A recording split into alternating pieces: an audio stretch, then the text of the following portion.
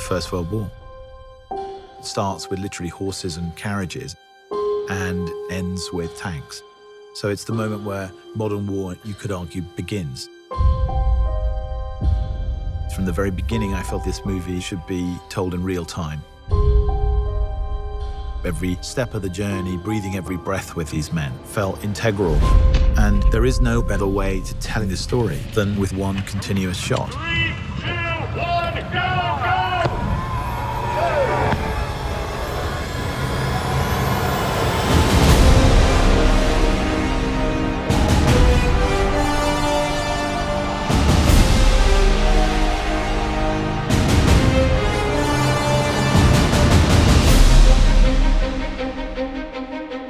From the first moment I talked to Sam about the idea of it as a one-shot movie, I knew it was going to be really immersive.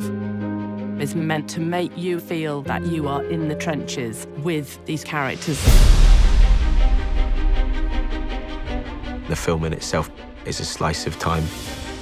These two young men get sent on a mission to deliver a message to stop an attack. Action! So they've got to cross into enemy territory on a race against time to deliver a message that will save 1,600 lives. And the camera never, ever comes away from the two characters.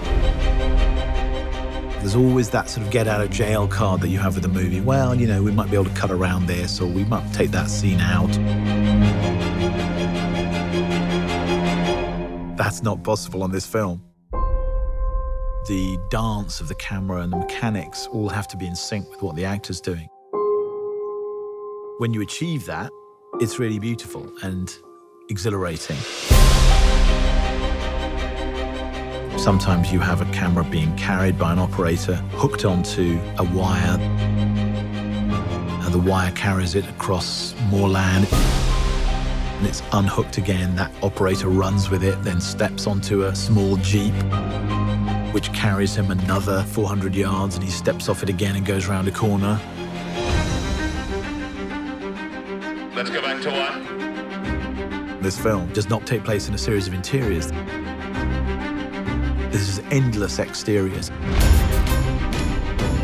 No location ever repeats, so you're constantly moving through landscapes. Being such an exterior movie, we're very dependent on the light and the weather. And we kind of realized, well, for a start, you can't really light it. Action. Because, you know, if you were running down a trench and turning around 360 degrees, there's nowhere to put a light anywhere. And because we were shooting in story order, we have to shoot in cloud to get the continuity from scene to scene. So some mornings, the sun would be out and we couldn't shoot. So we would rehearse. And we're rehearsing. And then we'd be waiting around, everyone with their eyes up in the sky, trying to see how long it'd take for the sun to move behind the cloud. And as soon as it comes over, you've got this 5-minute window. Everyone would be like, come on, go, go, go. Go, go, go! So you are also in the lap of the gods. It's like a piece of theatre every take. Once it starts, it can't stop. If something goes wrong, you just have to keep going. Until you actually see it on a screen, you don't really realize how immersive it is and how that technique kind of draws you into it. For me, engagement is very important.